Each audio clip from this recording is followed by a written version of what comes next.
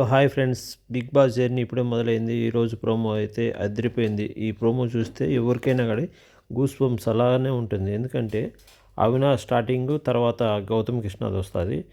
కాకపోతే మనకు ముందుగా గౌతమ్ కృష్ణది చూపిస్తారు, సెకండ్ అవినాష్ చూపిస్తారు. ఫస్ట్ వచ్చేది అవినాష్ ఇదేను.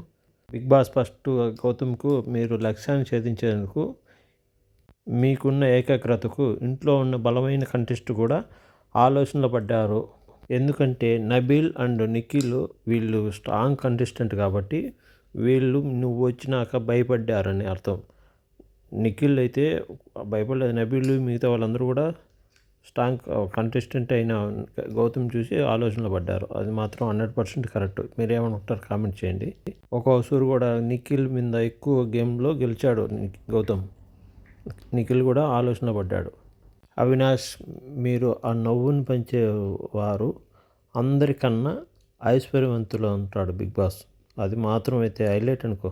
అవినాష్ అయితే ఆ మాటకు ఫిదా అయిపోయాడు.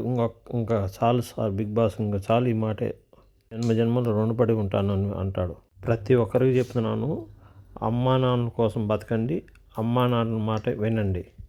అమ్మా నాన్నలు మించిన దైవం లేదని ఒక మాట చెప్తాడు. సూపర్ అనిపించింది. అయితే ప్లీజ్ ఈ వీడియో మీకు నచ్చితే లైక్ చేయండి, కామెంట్ చేయండి, సబ్స్క్రైబ్ చేయండి.